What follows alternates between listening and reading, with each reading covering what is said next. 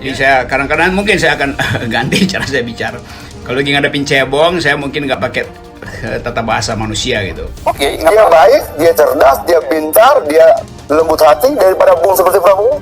Angkuh. Kenapa begitu? Angkuh. Oke. Apanya? Menganggap orang lain bodoh, selalu menyebutkan dungu buat orang lain. Baik. Siapa Bung yang menjadi hakim buat kepintaran orang lain? Baik bodoh kita ada orang lain.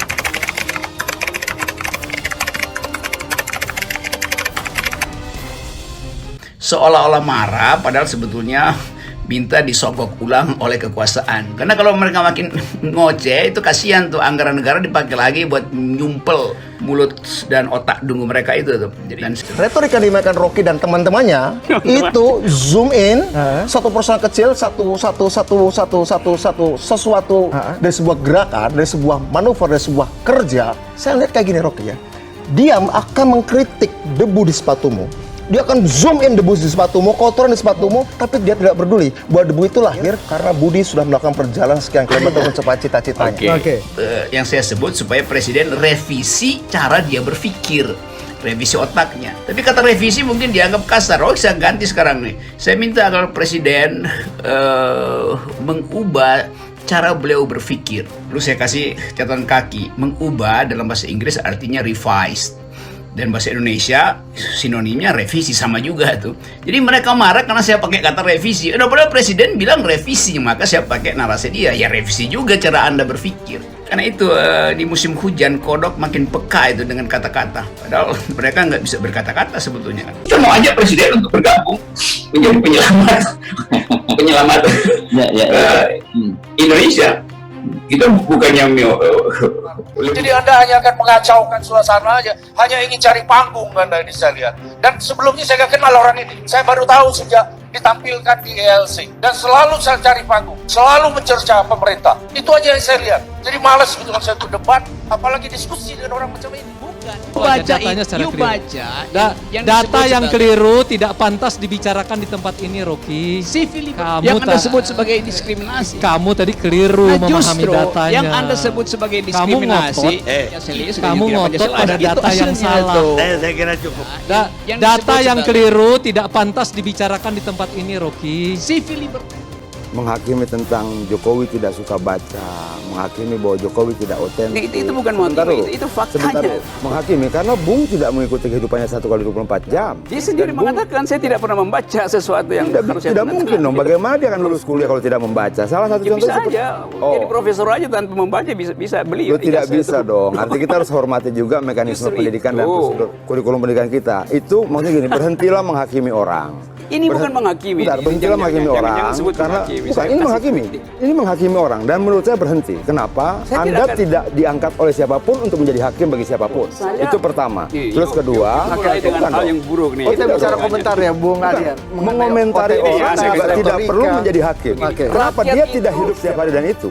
Dia tidak tahu tentang Dia tidak tahu tentang aktivitas presiden setiap hari. Apa yang dibaca, apa yang ditonton. Apa coba? Yuk kasih tahu saya. Berhentilah untuk menghakimi. Oke, apa yang dibaca? Kita bicara fokus pada apa yang disampaikan di sini. Menurut saya, Bung Rocky sendiri hidup dalam imajinasi bahkan tentang Jokowi. Kita tidak tahu 1x24 jam dia mengerjakan apa, dia baca apa dan sebagainya. Kalau dibilang dia tidak mungkin baca, dia mengeluarkan sekian banyak produk peraturan, dia mengeluarkan sekian banyak kebijakan, tidak mungkin dia tidak baca. Artinya, pernyataan itu akan disangkal oleh sekian banyak fakta yang lain dari produk-produk kebijakan yang dilakukan oleh Jokowi. Nah, maksud saya berhenti seperti itu. Kita kalau misalnya kemudian mau bicara berdiskusi yang baik pada fokusnya. Kalau kita bicara pernyataan Prabowo, kita bicara pernyataan Jokowi, ya pernyataannya. Jangan tafsirkan keseharian dia yang Bung Rocky sendiri tidak tahu. Itu nggak tepat itu. Rocky, Anda menanggapi? Kalau kemudian dibilang Prabowo itu plagiat memang. Dia mengambil dari apa yang sempat dinyatakan oleh Donald Trump. Dalam bahasa Indonesia itu pernah kita pakai 4-5 tahun yang lalu. Kalau dibilang otentik, apa yang otentik dari sesuatu yang plagiat? Itu tidak otentik itu. Nah kemudian kalau dibilang Jokowi petugas partai dalam pemahaman kami adalah sebuah organisasi yang ideologis. Kalau dia petugas partai, dia sedang menjalankan perintah tugas ideologinya. Jangan sekedar diartikan partai sebagai sebuah wadah organisasi semata-mata. Ada tugas ideologi yang diperjuangkan di situ. Itu yang disebut kita sebagai pejuang-pejuang ideologinya. Itu juga beda pemahaman kita. Kalau kemudian menghakimi orang, menghakimi partai dengan kupasan-kupasan awal saja di kulit muka saja, saya pikir nggak bijaksana loh. Bagaimanapun juga kalau kita uji misalnya Jokowi sudah mengerjakan banyak hal. Bukan soal informasi BIN yang katanya mendukung PDI Perjuangan, kalau kata tuduhannya Bung Rocky, bukan. Ini emang gitu ya, Rocky ya? Nggak usah jadi jenius, nggak usah jadi cerdas untuk mengatakan bahwa pertarungan orang yang ketika berdebat itu maksa saya untuk mikir. Hari ini mau saja saya belum banyak dipacu untuk mikir. Nah, kecuali untuk memanage retorika saja. Bukan apa-apa. Saya harus melakukan itu untuk melayani Bung Rocky. Apakah Rocky Karena Rocky bermain dengan kata-kata soalnya. Ya.